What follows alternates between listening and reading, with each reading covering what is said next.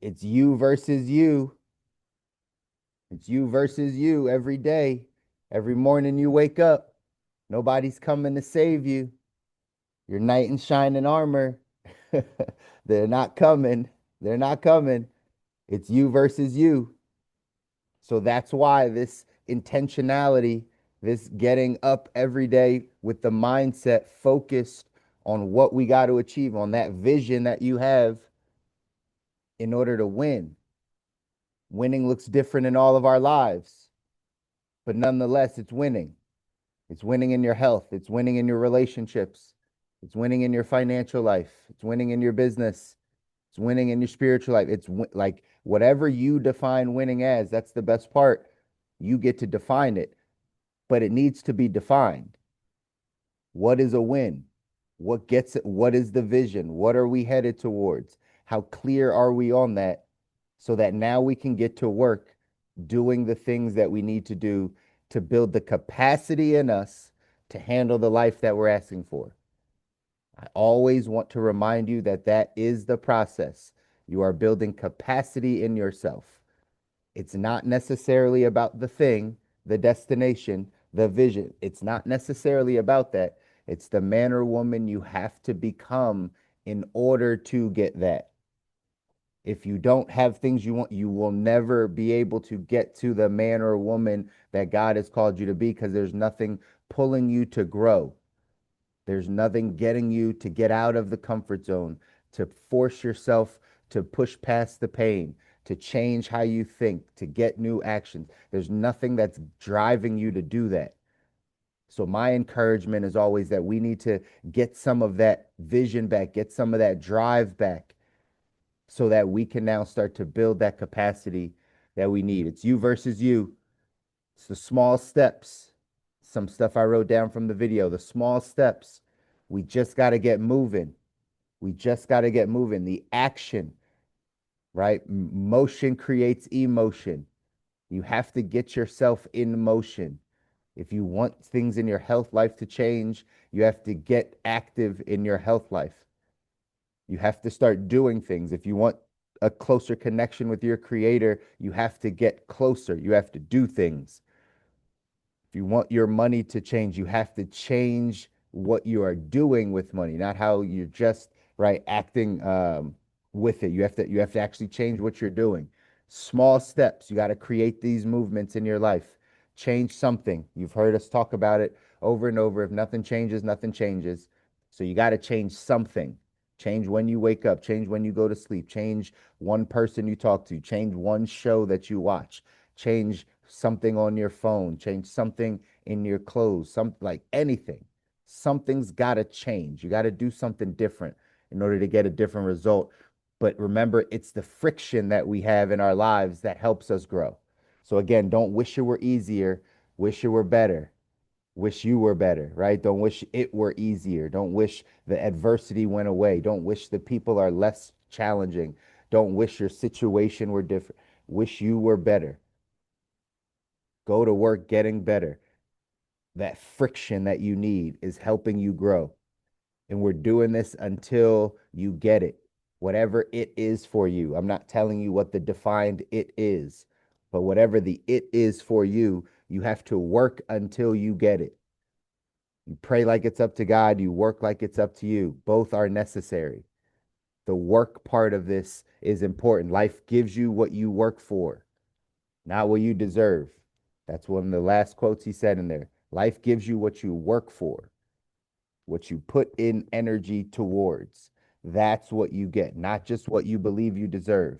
I tell you, you deserve a life that no one needs, that you don't need a break from, or to live out your ideal life, but it comes with work, right? You deserve that when you work for that. You don't deserve that if you're not willing to do the work, this work, the mindset work, not the physical labor work. That's a part of the work. Part of you is putting your hands to the plow, right? Part of you is actually doing some things. But most of this is internal work. This is mindset, heart set, our spirit self. This is the work to get to the highest, grandest expression of yourself. It's identifying the fears. It's going through and really thinking about and learning get to how to get to, the highest self-actualization, right? Maslow's hierarchy of needs. Our greatest need is self-actualization. But how do we get there? It's through doing this work, doing the self work, growing, consuming new things with your eyes and ears, getting around new people, changing how you think, unlearning and relearning a new way of being. That's how we constantly grow. And that's our work, ladies and gentlemen. That's our work. But remember, it's you versus you. Nobody's coming to save you. We're grateful that we can all be on a journey together to go down this path together. There's more people out there that want to head down this path together. Absolutely. And you got to know that it's on you. And because of that, one of the words you heard in that video a lot is that word discipline. Again, these are things that we know, but do we do what we know? These are things that we know. We're not saying anything new. And sometimes this stuff is so, it says it in this book, it's so simple, it's so easy that we often overlook it, that we don't believe that this is actually the key to getting to the life that you want. But these are some of the basic things that if you can just focus on the fundamentals, right? Just like sports. That's why a lot of these videos have sports references, athlete references, because like I was just coach, I was just doing a financial literacy workshop for a group of teenage basketball players last night. I was just having this conversation with them, and I was talking to them about how the fundamentals, the habits that they create in basketball, right, with sports, translates into life. The habits that they create by making their free throws and running back, and right, the fundamentals, getting down on defense, like those types of fundamentals, the habits create good habits in game so that they win more games, so that they're better in the game. That's how their practices work. I explain this is exactly how it works with their money. If you create good habits early, you pay yourself first, you spend less than you make, you save for the sake of saving, right? You have delayed gratification. The small habits will turn into the great things they can do in life financially. It's all the same stuff. So same thing for us. That's me teaching some teenagers, teaching us the exact same things. These small habits, the small things that you practice, the small fundamentals, the making your bed every day, the doing the mundane, simple things all the time is what turns us into right great, like it turns into greatness. It turns into the things we want to make happen, the successes, the wins. It's the small things. Discipline is one of those small things. It might seem big in your life, but it's one of the small fundamental things that you just got to wrap your brain around if you want to get to the life you don't need a break from.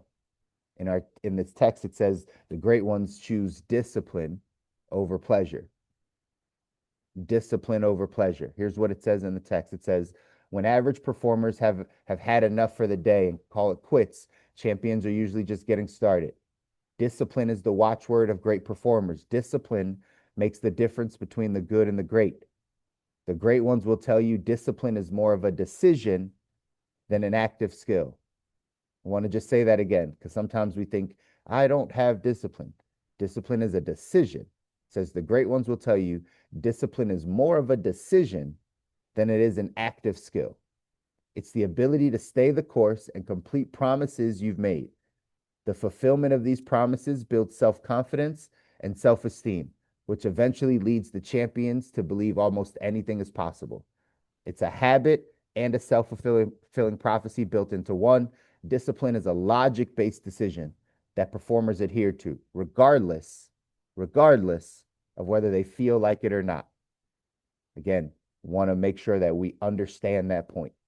Discipline is more about a logic, a mindset. It's how you're thinking about it. It's a logic based decision that performers adhere to, regardless of whether they feel like it or not.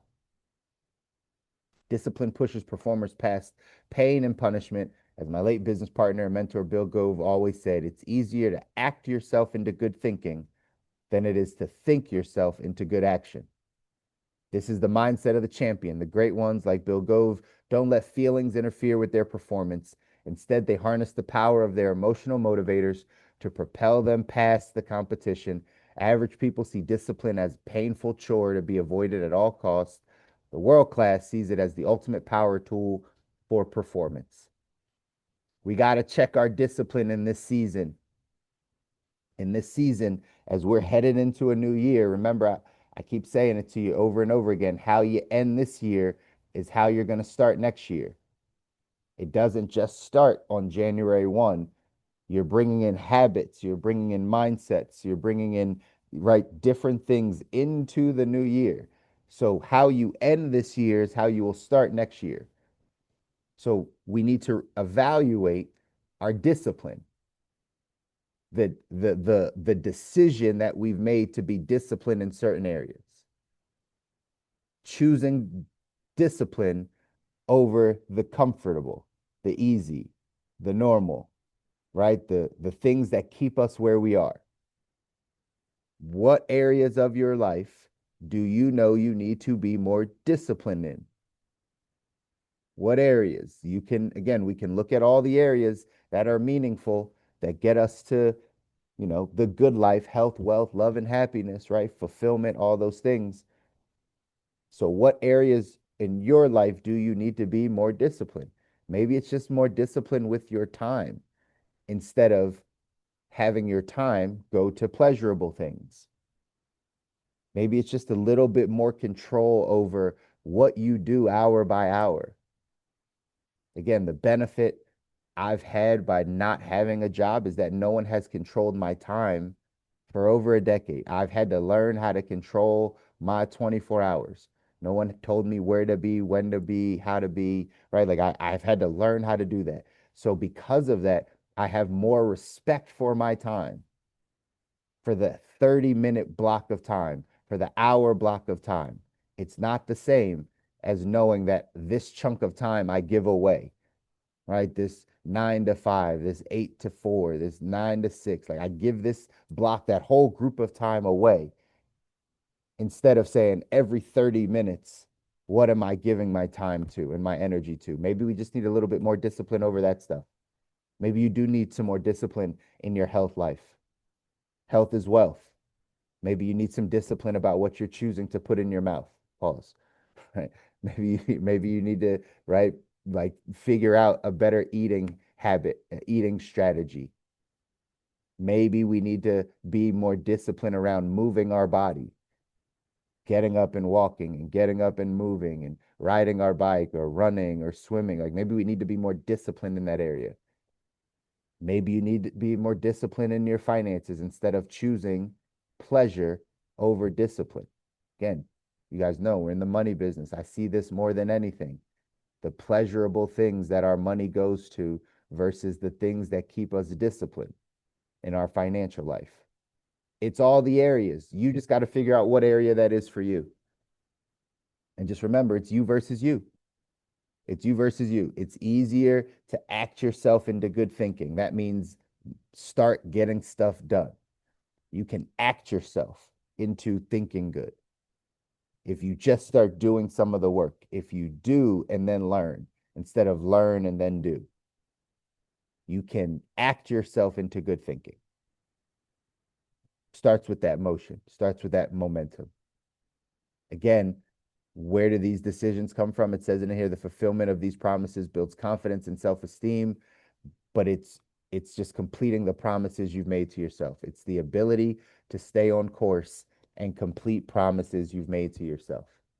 So, what promises have you made to yourself? You should be holding yourself accountable higher than anyone else. Like no one else can hold you as accountable as you hold yourself. You need to be in alignment with yourself. And then ask yourself these questions, right? Where do I need more discipline? Where do I need to hold myself more accountable? Where do I need to make some stronger promises to myself so I can hold myself to those promises? That's how we build self-esteem. That's how we build self-confidence. It's because I said I was going to do something and I did it. Not I, right? Not that someone else made this happen or it was a team goal. No, like I said I was going to do this and I did it. If we don't have that, it erodes our self-confidence. It erodes our self-esteem when we say we're going to do something and then we don't do it. And more of us have that talk track and that experience in our life than we have of the other side of saying that I'm going to do this and then I do it and then I see it happen and then that can continue, right? Like I said, self-fulfilling prophecy. It's a habit. It just keeps rolling. We have more of an experience of the other side. So as we head into a brand new year, as we get ready to close out this year strong, we got to start asking ourselves, where do we need more discipline? Where do I need to choose discipline over pleasure? Where do I need more discipline and less of me listening to me in my comfort zone and what feels good for me? It's important. Here's the quote says, with self-discipline, anything is possible. I believe discipline is the ultimate key to success as it determines your approach towards every day. Discipline keeps you focused and keeps you performing at a world-class level. So your action step for today says on a scale from 1 to 7, 7 being most disciplined, how disciplined are you in the different areas of your life, in your business and career, with your family and friends, with money and finances, with recreation and fun, with your health, with your faith life, with your social life, with your personal development? Like, how disciplined are you in these areas? If you scored anything less than a 7, if you're not the most disciplined in those areas, then these are things we should be working on. This is just another one of those things that I want you to focus on. Take this information, grab it, apply it in your life today. Don't wait till tomorrow. Don't wait till next week. Don't wait till January 1st. Like, apply it in your life today. You can start getting disciplined with something today. You can make a decision today to do something different than you've been doing. You can make that decision today. Don't continue to put it off. Don't wait. Do it now. I have that in my master plan to energize and focus. I say it to myself all the time. Don't wait. Do it now. Don't wait. Do it now. Today is your day, ladies and gentlemen. I love you guys. I want you to win. You deserve to win. Your families deserve it. Just requires you to do the work. Just got to go out and do the work, y'all. Go out there, push yourself out of your comfort zone, do something that scares you. I'll see you back here on Friday.